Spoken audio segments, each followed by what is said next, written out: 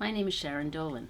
A sestina is, actually using Louis Zukofsky's words, an ungainly creature of 6 stanzas using the same end words in a certain repeating pattern in each stanza, and possibly closing with an envoy, which uses all 6 of those words in 3 lines.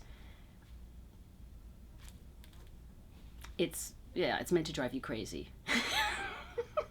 There is something more premeditated about writing a sestina than about writing any other kind of poem, because you do have to have your end words, those repetens, in mind. You do end up lining those up, and I do end up lining them up at the end of each stanza in the order in which they should appear. So you're writing towards those end words. Actually, I did write a forward sestina in which I wrote them at the beginning of the line. Somebody could argue that's not really a sestina. I will say it is.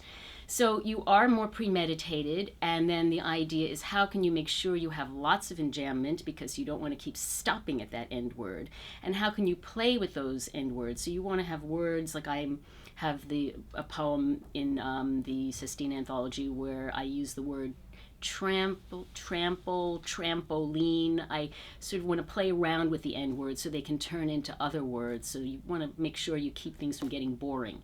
So I think those are some of the particular challenges of the sestina form for me. And I will say the first one that I wrote was the one thinking about Louis Zukofsky, because he had the experience of a praying mantis flying at his chest in the subway, and he wrote a sestina about it. And I had an equally bizarre experience of a praying mantis being on my window ledge when I lived at a 4-story walk-up. And so that occasioned me to think about the form for the first time. And I thought, as an homage to Zukofsky, I should write a poem in the same form that he used, and happened to be a sestina. So that was very incident specific.